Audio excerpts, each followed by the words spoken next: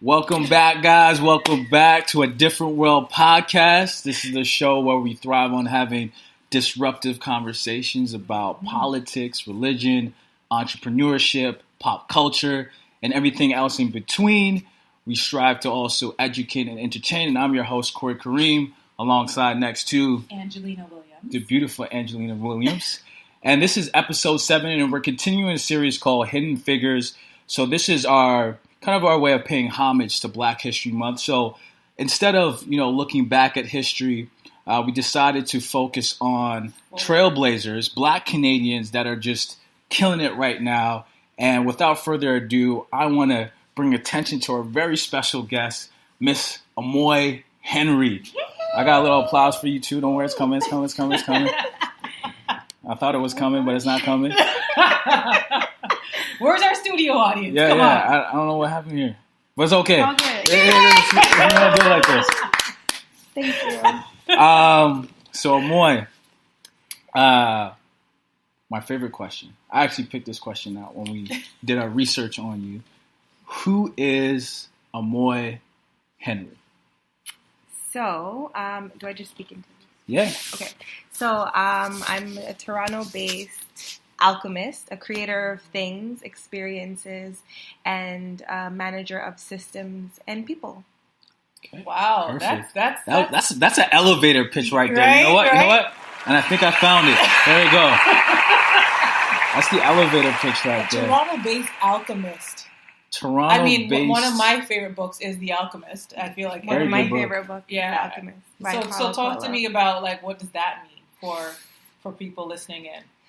I think it means, my interpretation of alchemy is basically having the ability to imagine something and using your thoughts, your abilities, and your resources to execute something. So, Your creator. Okay.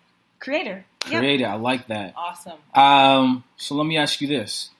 How did you get your start into entrepreneurship, and how has it been thus far?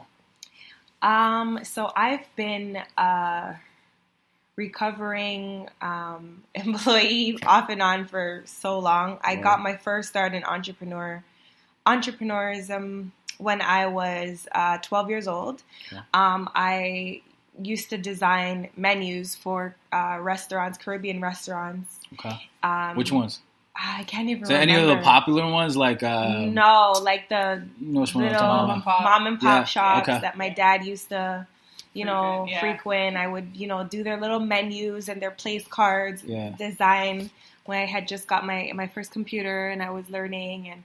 And it just kind of expanded, now into like a creative director skill set where I kind of just use that same ability to visualize things and create them. So I've really been an entrepreneur since I was like 12 years old, but I've been a full-fledged kind of this is paying your mortgages entrepreneur since October of 2018. So like 5 months ago, 4 months ago? Yeah.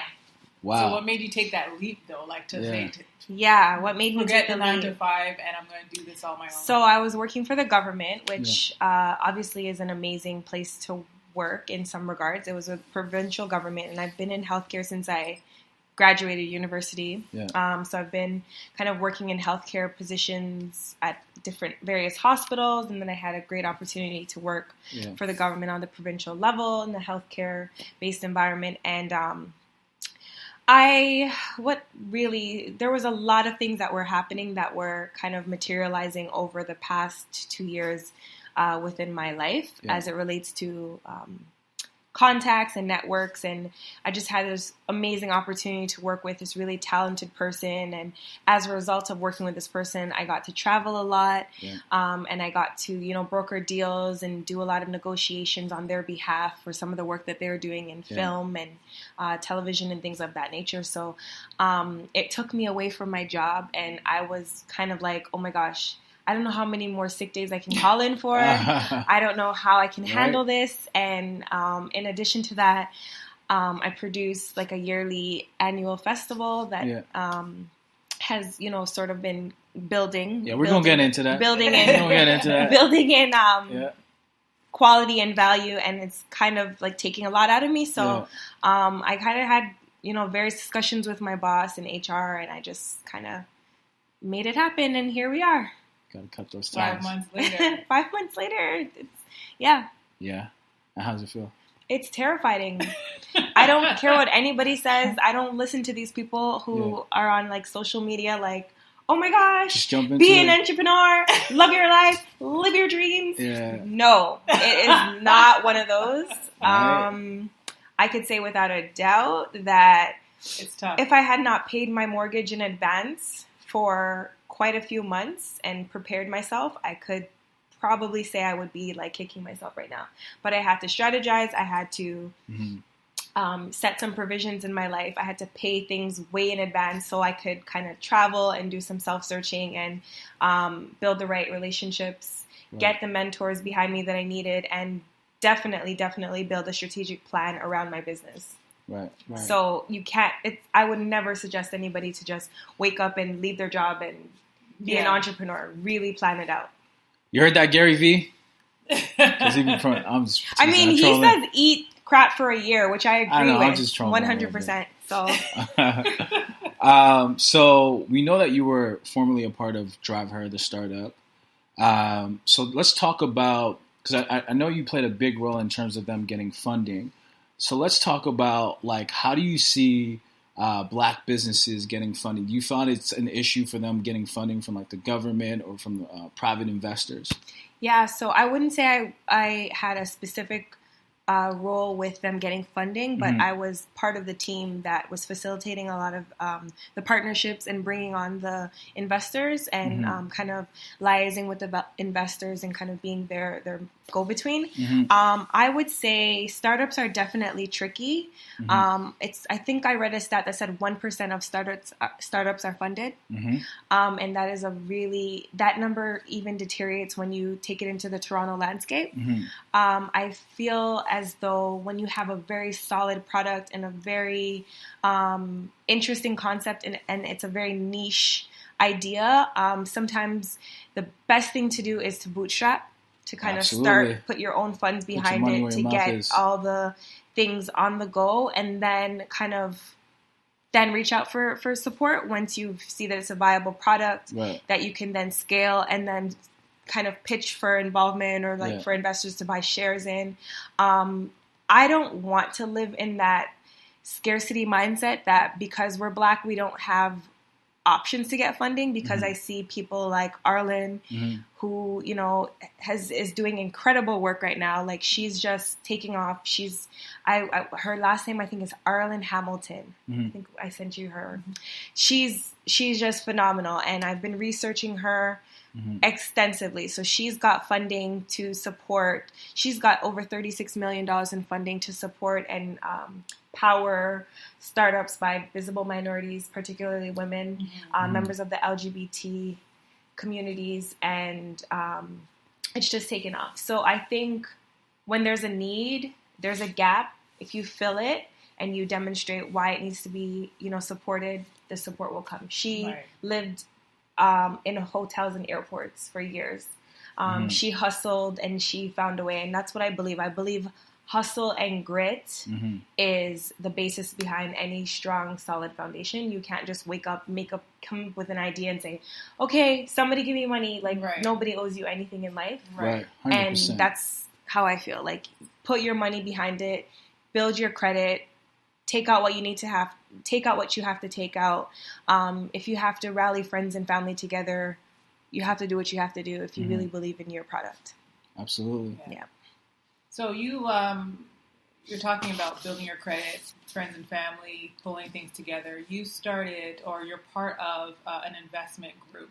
Yes. And so this is completely in line with what you're saying. What made you actually get up and say, hey, I got to pull these individuals together? Because it's an exclusively Black investment group, right? Right. A young group?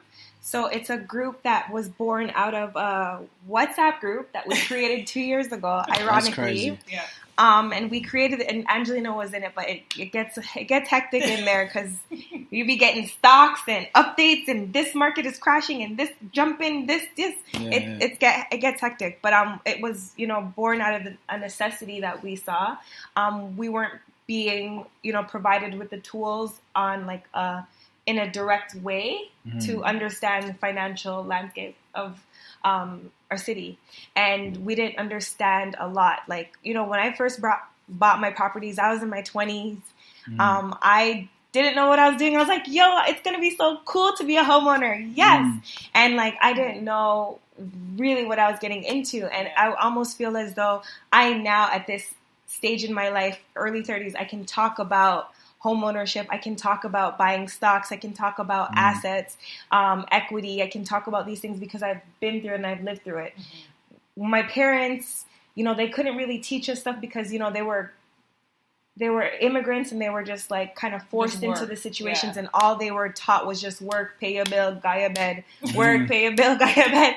And I kind of just had to adopt this mindset that no one's going to teach me. I got to learn. And so we created this group of 7 people, and now it's like 85 or something from across the entire world. Like we have people in Dubai, we have people in that's crazy. West Africa, we have people in Brazil, we have people in like different parts of South America, in the UK, Amsterdam, I think, and all over Canada. So we have like a huge network now of investors and people that are learning. But our specific private equity firm is really tiny. It's like a small group of investors that are risk averse. Like we are like really about taking risks, putting our money where our mouth is, putting money behind things, and pulling out for a high ROI, which is like 3 months to 6 months, and we really get behind projects that we believe in, that we're passionate about. They don't specifically have to be Black owned or Black founded, but we generally are attracted to those types of businesses. We lean towards it.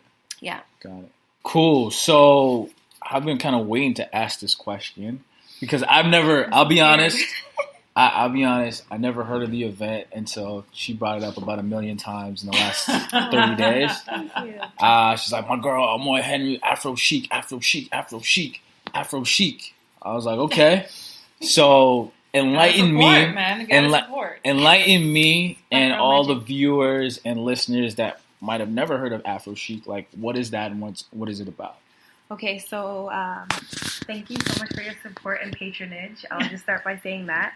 Afro Chic is a cultural arts festival that platforms the works of members of the Afro diaspora, from music to arts, technology, and culture. And we started off in 2010. We are a small exhibit. About 50 people came to the very first Afro Chic. We're now commissioned by, art galleries such as Art Gallery of Ontario and institutions like Art Basel to produce content. Our largest event was just last month at Art Gallery of Ontario, which was almost 2,000 people. Wow. And then we, did a production at Art Basel for in partnership with Factor Canada and Rock Nation. So we've been, growing our brand quite extensively. We're excited about. She's saying her face so humbly. She's so humble. Like you're doing it though. Like really, we're trying, really, for real, with God's grace, because any day it could be all taken away. So I just give thanks for all the people that have kind of been around, kind of pushing the vehicle forward, because it's a movement that cannot exist and cannot be fueled with anything other than the people. So I give thanks and celebrate my team. And this year we're getting ready to bring Afro Chic to Ghana for the 400-year return, which we were endorsed by the Ministry of Tourism to bring our festival down to Accra, Ghana. That's awesome. As you keep on saying, we're just small. We're just going to Ghana on a pilgrimage, 400 years, It's the 400-year anniversary since the first slave walked through the door of no return. So it's a very spiritually It resonates on a very spiritual level for me personally. Yeah. So I don't get excited until all the checks are signed. I like From the business end, I get excited when all the checks are signed, all the flights are booked, then we can turn Signed, up. sealed, delivered. Yeah. Got it. Yeah, but I'm very excited, and I'm hoping that this one will be coming. Yeah. I'll be there. A lot. There's quite a few people that are already like, Amoye, when are we booking the flights? Can you please let us know? And I'm just like, just chill. So yeah, cool. It's very exciting. It is a huge thing. I mean, like Corey said, I've been talking about Afro Chic with everybody for quite some time, and to think that it was something that you were going to give up on, and it's transformed your life, really and truly, it has. Ooh. Yeah. Can I ask you about that? Why that giving up? That giving up. No, so. Because often you hear... I'm ready for this one. So often you hear, like, the moment when you want to give up on something is kind of like that breakthrough moment that if you persist past that moment, then that's when things really go from, like, 0 to 100. Yeah. Absolutely. So, like, what was that moment like for you? Like, what was, like, your breaking point? Like when I was like, I'm done? Yeah.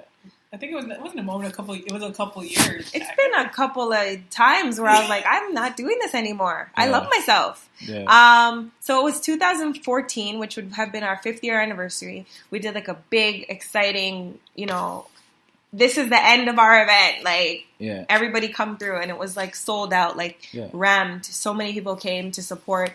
And I was done. I was like, I'm not doing this anymore. I wanted to just be normal, like have a boyfriend, travel, just like have a normal existence. Because like I just feel like I'm a naturally enterprising person. Like I can just sit down and think of business ideas or like projects or things to do, and I'm just like, I just need a year of normalcy and just like to explore myself. And I ended Afro Chic. I said I'm not doing it anymore. I got emails, I got like messages of people like constantly like, why would you shut down Afro Chic? Like this was a place for the community. Like that's very selfish, and that's this and that, and I could like even show you the messages, and I would kind of be perplexed because I was like, but where were you when we wanted you to buy the $20 ticket? Right. It just doesn't add up. Like, why didn't you buy the $20 ticket? Right. And then I think I had, been seeing a lot. So we took our break for 2 years. We were done. We're not thing. And then I had a great friend, Paulina, I'll always give her credit, who was just like, you need to bring this back. I had, words from Rendell, Ajay from Rise, amazing people in the community that really just was just like, you need to do this. Angelina was just like, you need to bring this back. Like, it's going to be powerful. It's going to be fierce. And it really stuck to me. I was like, okay, people need this. I've done all the traveling I can. I've bought my places. I'm like bored now. Like, what can I do to shake things up for myself?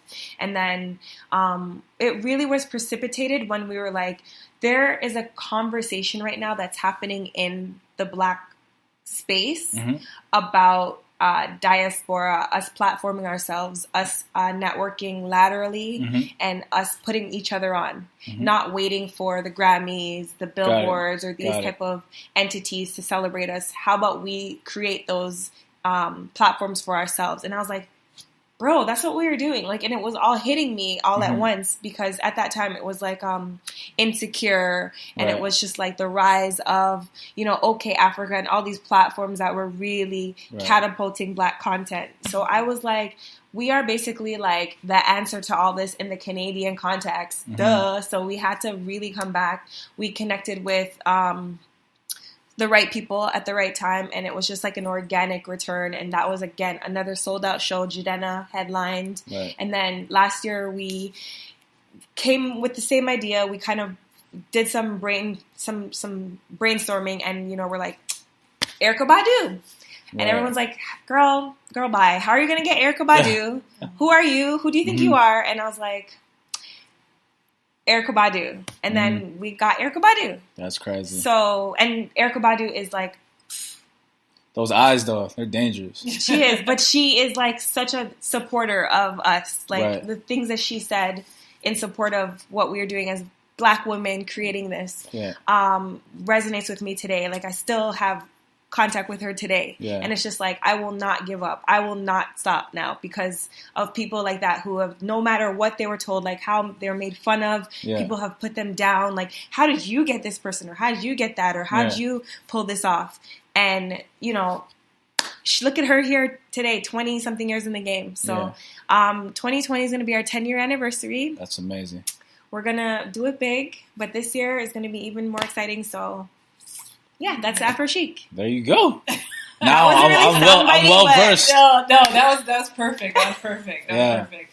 Thank you. So something that we've talked about, and kind of one of the conversations that took place with bringing back Rise to Afro Chic was the importance of Black people curating Black art, Black content, right?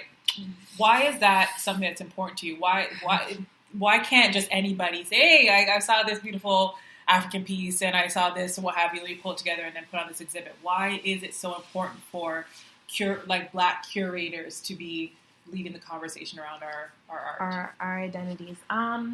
There is an African fable that says, until the lion has his own storyteller, the story will always glorify the hunter. And that always resonates with me. I feel like our ancestors went through so much for us to be here now. And our existence is a mere testament to the fact that their legacy should live on. And we are responsible for telling the stories that have been passed through us. And I take that to my heart because I understand that my mom sacrificed, my grandmother sacrificed, her grandmother sacrificed. These are all my ancestors. They all planted seeds for me to be able to create and to build stories and ideas and things that they didn't have the opportunities to share. Like, I'm responsible for that, and I take that lightly. That's a lot, but it's important. So I think there's a level of violation that exists when people that are outside of our community co-opt our content and repackage it for consumption of the public. It lacks authenticity, and it lacks the markings of like a true creator. So I really don't respect that, but I understand the business angle. I understand why it gets done. I understand how powerful we are. I understand that we create culture. We are the embodiment of pop culture. And so it makes all the more sense.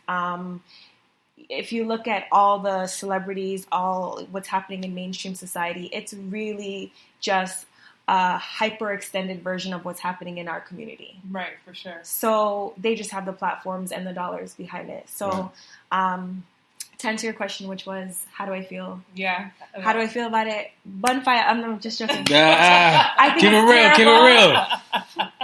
I think it's terrible, and I think it's a violation. However, I am so inspired by us taking back our narrative and us being so wholeheartedly advocating against it versus back 5 years ago, 10 years ago, the conversation was very different. It's now you have people like Diddy saying we need to be in control of our stories. We need to be like putting Black businesses on the forefront. Him and I think Jay-Z developed like some type of an app or some type of a data piece that documents information around Black businesses. And people are like the Black Toronto Facebook group, like we're in control of like how we get access to our things, and we're very protective. There's like a layer, like a shield over our community now. Like colonizers, like hi, you can review, you can like say hi from the sidelines, but you're not welcome inside this core bubble. And I think like for a time period, that's very important for preservation, for self-preservation. Yeah. No, I'm going to take Corey's role and be the contrarian right now. Okay. No, I think this is deep. Again, you and I, we've been friends for years, and we've had these conversations at great length. Yeah. So I'm going. You know where I stand on it. So, but I'm pulling a little bit more to talk about, like other communities, allyship, right? And how one that is not part of our culture and our race can be a part of it without taking over the narrative. Yeah. Like, is there space for allyship in this, and what does that look like? You think in terms of Black art and displaying Black art? That is a great question. There is certainly a space. Allies have the ability and the power to be silent or be vocal. And when you are in a position of power or you're in a position of privilege and you see injustices happening, that's your responsibility to speak up. But when you are in a ally position and you see celebratory activity happening, you see like the glamorization of Black women, you see the celebration of Black men, that's your opportunity to be silent and just cheer them on or throw dollars behind the operations. Don't try to co-opt, don't jump in the space, don't act like it belongs to you. Your role as an ally is to be just that, a sideline supporter. When it comes to Black lives being, challenged or like people losing their lives, as an ally, your privilege is a mask for you to kind of permeate certain situations that we don't have the ability to do. So if you see a man on the floor, police all around them or whatever, as an ally, you can, by God's grace, walk over to the police and stop them. You will walk away untouched. It's more than likely. As a Black woman, it's not likely that will happen for me. Even though I'm an ally to the Black men in that situation, I don't have that extra shield. So I'd say to allies, it's possible. It's important, and we actually do really, really need our allies. I personally think like in certain contexts, it's actually more powerful when allies are not visible in certain regards. So you're doing all the work that needs to be done, but in the background, because that says a lot about how you feel about Black people taking ownership of their content and their space. So that's personally how I feel. I think it's completely doable. I think it works in today's society. I just think your actual like existence, your image, like who you are, you're standing there, takes away from the conversation when we're talking about Black art. So stand to the side, pretty much. Yeah, I think I've seen an example of that with was it the movie Tuskegee Airmen? I think one of those big Hollywood directors, I don't want to say it was like Spielberg or something, he was like behind the scenes in terms like funding and stuff like that. But yeah, that's powerful, and that says quite a bit. Like you looked at Black Panther, the movie, and how effective that movie was, and everybody was just like, everyone was just like, this is a full Black cast. Like this is a Black cast, a Black director, like Black people behind it, and all the people that put money into it, and all the people from Disney and Marvel and stuff like that. When it comes time for them to go on the stage, it's the Black cast going on stage, and that says so much about allyship, the impact, and the impact and the empathy of let them have their moment. Let us have our moment to revel and like celebrate ourselves without your image, because you just stand there and it just changed the entire story. Right, for sure. Yeah. That whole idea of like the white savior thing. Yeah, for sure. So one of the things that you are very public about on your social media, on your website, everywhere, even when you come out and you talk about your initiatives, is mental health and being a mental health advocate. Another subject that you and I have talked about a lot as mutual entrepreneurs, as women that have businesses that are, always on the go, always doing a lot. You talk a lot about, just the natural stresses of being a Black woman in this society. And, the challenges that we have to navigate. How has your message been received? That's such a good question. I think based on the temperature right now, which in all honesty, mental health is like a buzzword. It's like okay, very true, mental health, okay, like she's having a moment. It's one of those, so it's kind of safe to talk about it, but maybe 2 to 3 years ago it wasn't. I find how it's received. I find that I curate my spaces socially very selectively and carefully. So I'm blocked from seeing, things that I probably shouldn't see. And I think when I express myself as an entrepreneur and as a person that's a creator and also a leader in certain regards behind personalities and influencers, I have to be very mindful of how I express myself, because these people look to me for guidance. People look at me like, you negotiate $1,000 deals on my behalf. You can't be out here looking frail or what have you. So I'm very touch and go in how I express myself. But, in certain spaces where it's safe, where I feel like I can address it, I'm very open about it. And I'm very open about the fact that we all need balance. We all need time to shut down sometimes and really just take a break and take a breather. I'm such a huge advocate of travel. I feel like travel is a very necessary temporary medicine for stress. And I feel like it's important for entrepreneurs to kind of have a travel reserve, like have money put aside to go away, have money put aside to talk to somebody, budget it into your livelihood the same way you pay for your nails or you pay for groceries. Like have provisions set aside for your mental health, because it's so key. I also feel like it's becoming one of those things that are now almost weaponized in a sense, where its usage is kind of becoming. Yeah, I know what you mean. Kanye, yeah. Yeah, and I'm worried about. Yeah. I'm worried about how we are treating it as a community now. Yeah. And I think we need the right tools and the right language to understand it better and to navigate it and really support people that are struggling with it versus people that are using it as a mantle with which to build their destructive behavior. For sure. So for sure. I think we have to be responsible in how we navigate it. But I also think we need to keep talking about it in a way that's inclusive. Some people don't have the right language or the right tools to identify it. 5-6 years ago, when I didn't know what it was and I didn't quite understand it, I always suffered from mental health issues, like whether it be depression or anxiety, since I was about, let's be real, like 16 years old, right? And I didn't have the right tools. I would just say, I'm tired. I'm exhausted. Oh, God, I can't handle this. I'm over it. Right. And same with my mom. Like, my mom would just be like, I'm so tired. Like, when am I going to not feel tired anymore? And I'm like, Mom, do you have the right language for like what you're feeling? And it wasn't until like I took my parents with me to therapy and like we worked through some of those terminologies that they're like, whoa, like my mom like has depression as well. Like this is like a real thing. So,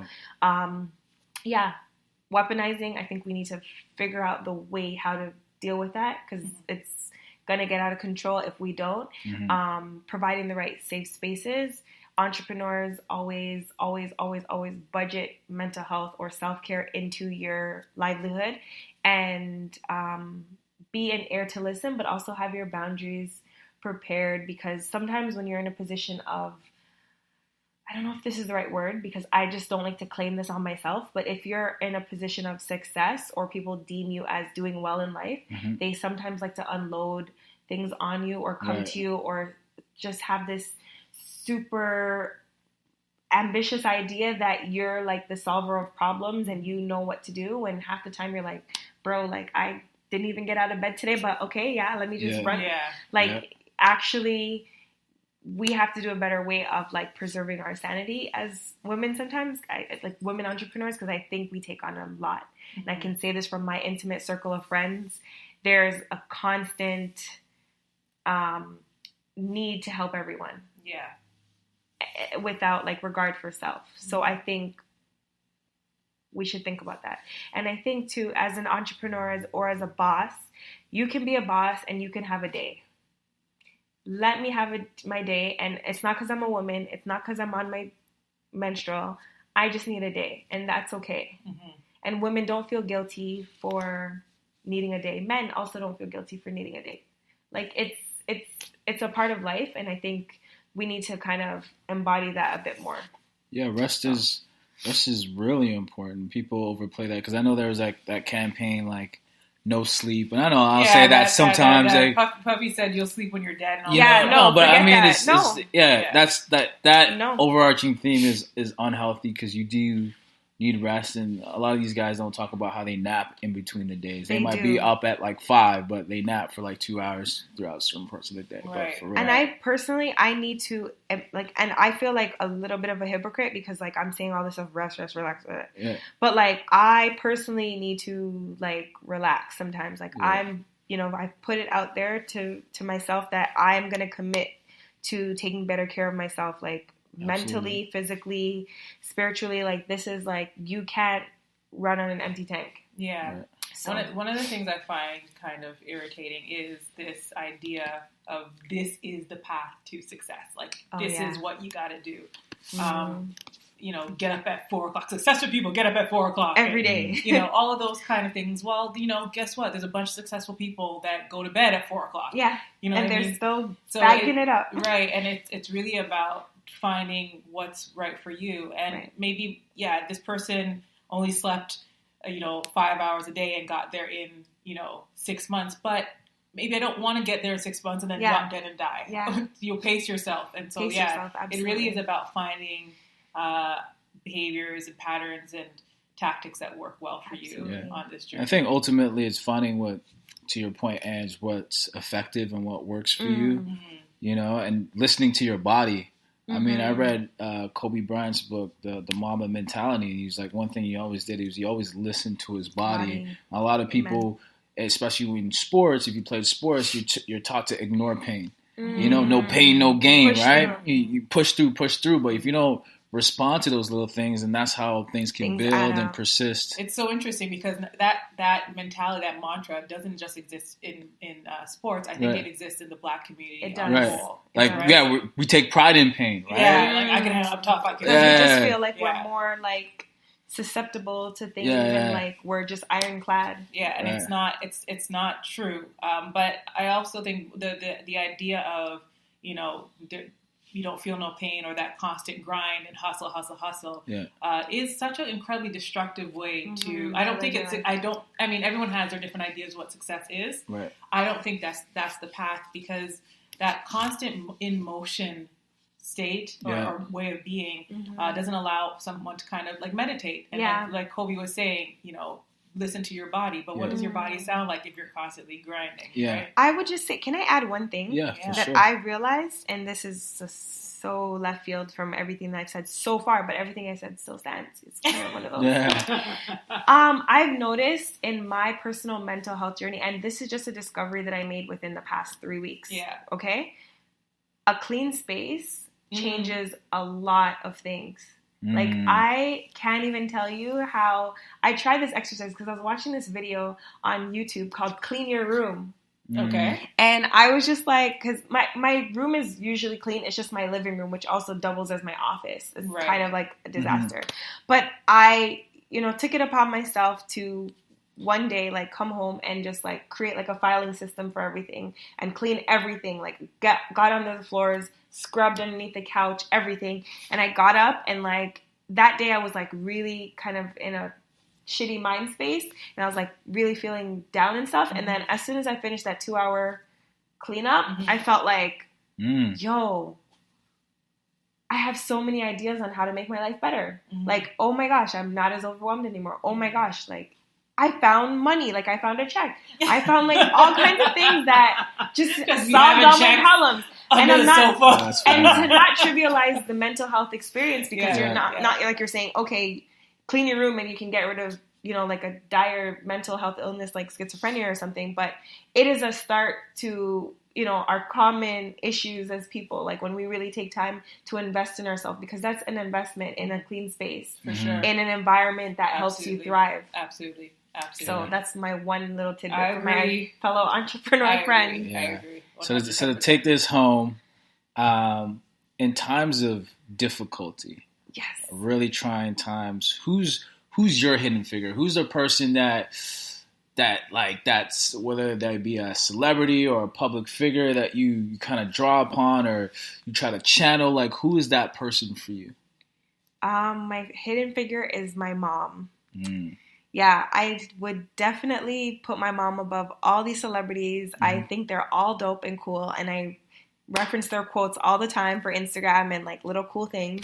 But my mom is my biggest celebrity and my biggest hidden figure. She had 3 jobs, held down 3 kids, bought her first home when she was not even 30 years old, traveled to a foreign country by herself, started a whole life for us and created the fruits of which we are now, the labor which we're now enjoying the fruits of. Gotcha. And so that's how I personally feel like everything in my life I owe to my mom. However I advance in life, I'll always try to put her first. And I think everybody should just believe in themselves when times are rough and times are hard and there's like cloud and smoke and you just don't know what to do. Believe in yourself because God said that you're here for a reason and God wants you to thrive, and just listen to God and trust that. No, I lied.